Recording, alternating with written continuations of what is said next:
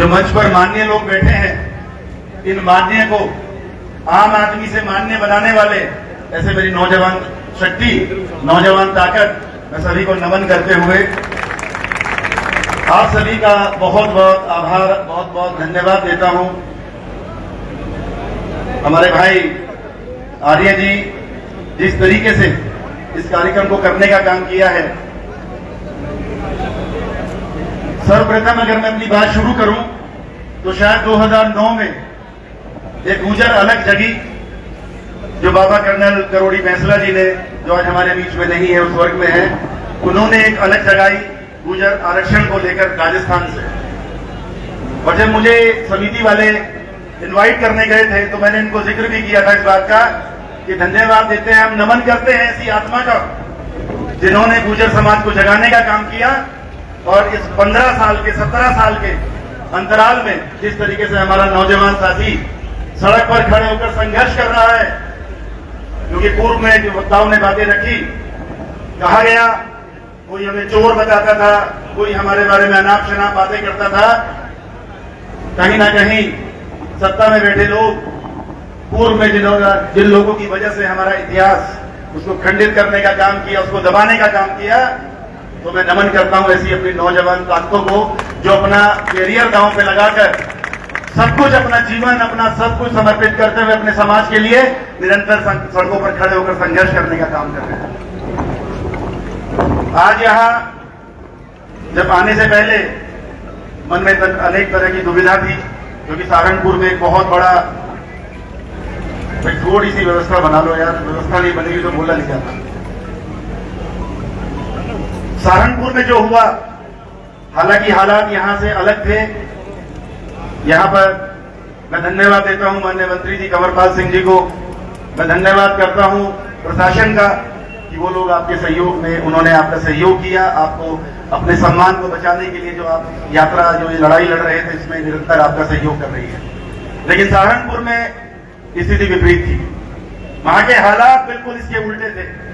लेकिन उसके बाद भी मैं नमन करता हूं हरियाणा से जितनी भीड़ वहां पहुंची और आप लोगों ने गुर्जर के अस्तित्व को बचाने का काम किया, इसके लिए मैं दिल से आप लोगों का आभारी हूं।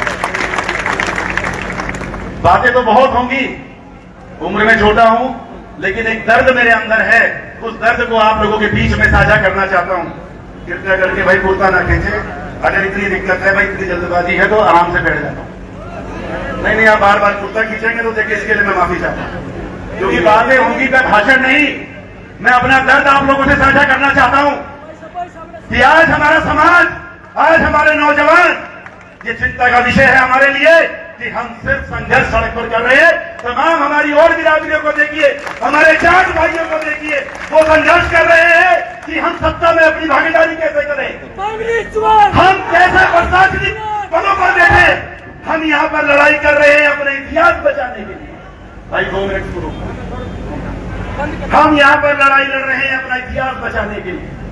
दर्द होता है कि मेरा समाज, जिन नवयुवकों को आज देश का प्रतिनिधित्व करना चाहिए, जिनको आज प्रशासनिक पदों पर बैठना चाहिए, वो आज यहाँ पर सड़कों पर दर दर मारे फिर रहे हैं। आज चिंता का विषय है ये समाज, जो हमारे नवयुवक है, ये अच्छा लगता है भीड़ भड़ाका, ये अच्छा लगता है मोटरसाइकिल के परफेक्ट, ये अच्छा लगता है जिंदाबाद जिंदाबाद। लेकिन मैं तमाम हमारे जनप्रतिनिधि जो ऊपर बैठे हैं, हमें और आपको बनाने का काम इस समाज का है। आज हमारी एक नैतिक जिम्मेवारी बनती है कि हम अपने समाज के नौजवानों को सही दिशा दिखाने का काम करें, हम इन लोगों को नौकरियां दिलाने का काम करें, हम इन लोगों को राजनीति में एक अच्छी दिशा दिखाने का काम करें। आज हम क्यों घबरा रहे हैं, क्यों हमारे इतिहास के साथ छेड़खानी हो रही है? क्योंकि हम लोग उच्च पदों पर नहीं बैठे हैं। मैं निवेदन करता हूं आप सभी से, सभी जिम्मेवार यहां बैठे हैं, अपने अपने क्षेत्र में हम लोग प्रयास करें, हम लोग प्रयास करें कि हम शिक्षा का बढ़ावा दें, अपनी बहन बेटियों को पढ़ाएं। जब बहन बेटियां पढ़ेंगी, वो 3 घर को, 3 पीढ़ियों को रोशन करें। तो मेरा निवेदन है, ये दर्द मैं हर जगह जाता हूं, कहीं ना कहीं मन में टीस रह जाती है कि हम लोग क्या सिर्फ हमारे ये नौजवान सड़कों में जिंदाबाद और मुर्दाबाद करते रहेंगे? कब तक हम ये लड़ाई लड़ते रहेंगे? अरे इसका समाधान तो हो ही जाएगा। और समाधान क्या होना है? इतिहास में दर्द है, ये दर्द है कोई मिटा नहीं पाएगा। मुझसे पूर्व अभी अध्यक्ष जी ने कहा कि सरकार एक पैनल बनाने का काम कर रही है, कमेटी बनाने का काम कर रही है। अध्यक्ष जी बता देना चाहता हूं, यह ताकत का एहसास गुर्जर समाज करा चुका है कि अगर हमारे इतिहास के साथ छेड़खानी होगी तो हम इससे ईद बजाने का काम करेंगे। लेकिन असली चिंता जो है, असली दर्द जो है, असली परेशानी जो है, और जो आगे इन समस्याओं को खत्म करने के लिए हमें जरूरी है अपने समाज में एक अलग जगाएं। मैं तो पर्सनली बताता हूं, मैं जो मेरा राजनीति करने का तरीका है, मेरे पिताजी 8वीं बार एमएलए हैं, मेरे दादाजी 2 बार एमएलए रहे। पिछले 50 वर्षों से मेरा परिवार राजनीति में है, समाज सेवा में। हम 36 बिरादरी सभी धर्मों को साथ लेकर राजनीति करने का काम करते हैं। लेकिन आज पिछले 10 वर्षों से, 15 वर्षों से ये बात सही है, मैंने नमन भी किया है अपने नौजवान भाइयों को, लेकिन क्या खाली ये पर्याप्त है? मैं आपसे पूछना चाहता हूं, मैं अपने नौजवान भाइयों से पूछना चाहता हूं, क्या आप सिर्फ जिंदाबाद और मुर्दाबाद के लिए पैदा हुए? अरे आपका अधिकार है, आप चलिए, दिशा चुनिए, अच्छे लोग राजनीति में आइए, अच्छे पदों पर बैठिए। जब आप अच्छे पदों पर बैठेंगे, जब हमारी बहन बेटियां पढ़ेंगी, हमारे नौजवान भाई शिक्षित होंगे, अच्छी एजुकेशन लेंगे, तो ये जाकर जुडिशरी में भी बैठेंगे। और जब आप जुडिशरी में बैठेंगे, जब आप प्रशासनिक दफ्तरों में बैठेंगे, तो किसी के माई के लाल में दम नहीं है कि आपके इतिहास को छेड़ने का काम करें। और एक बात बता देना चाहता हूं आपको, इतिहास उसी का बचा है जो इतिहास के लिए लड़ा है।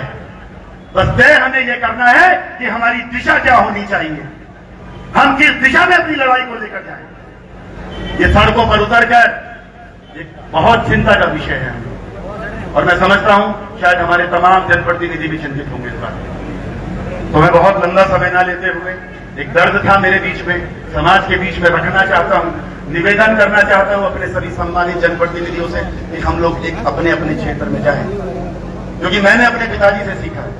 अगर आप जाएंगे शामली विधानसभा में तो वहां पर देखेंगे आप लड़कियों को पढ़ाने की सुविधाएं क्या। मैं छोटा हुआ करता था तो मैं देखता था कांदला में हमारे जाट भाई ट्रैक्टर ट्रॉलियों से, जब माहौल नहीं हुआ करता था, ट्रैक्टर ट्रॉलियों से अपनी बहनों को, बेटियों को लेकर जाया करते थे। मोहल्ले में ड्यूटी लगाई जाती थी कि आज बेटियों को ये लेकर जाएंगे, आज बेटियों को वो लेकर जाएंगे। एक एक परिवार के जिम्मेवार की ड्यूटी होती थी, और जब तक बहन बेटियां कॉलेज में पढ़ती थी वो बाहर ट्रैक्टर पे बैठ के अपना उनका इंतजार किया करते थे। इसीलिए हमारा जाट समाज आज हमसे इसलिए आगे है। ये तरक्की के रास्ते हैं, जो समाज शिक्षित होगा उसकी तरक्की को रोकने वाला कोई नहीं है। तो मैं तो यही कहूंगा, अगर हम बाबा मिहिर भोज को सच्ची श्रद्धांजलि देना चाहते हैं, कैसा शासन उन्होंने किया, उनके शासनकाल में कितनी तरक्की हुई, कैसे चोरी चकारी ये सब चीजें नहीं हुआ करती, हमने इतिहास में पढ़ा है। तो मैं तो यही कहूंगा, अगर हम सच्ची श्रद्धांजलि बाबा मिहिर भोज को देना चाहते हैं तो वो यही है कि हम लोग अपने समाज को शिक्षित कर उसको आगे बढ़ाने का काम करें, अपने नौजवानों को, अपनी बहन बेटियों को, उनको शिक्षित बनाने का काम करें, उनको कुछ पदों पर बैठाने का काम करें, उनको राजनीति में ले आने का काम करें, तभी जाकर हमारा समाज की तरक्की होगी। और ये जो लड़ाई है इसका समाप्त भी वही जाके होगी। यही सिर्फ शिक्षा एकमात्र रास्ता है जिससे हम अपने समाज को असली न्याय दिला सकते हैं और अपना जो हमारा शोषण हुआ है उसका जवाब दे सकते हैं। इन्हीं शब्दों के साथ आप सभी का बहुत बहुत धन्यवाद, बहुत बहुत बधाई। जय हिंद, जय भारत।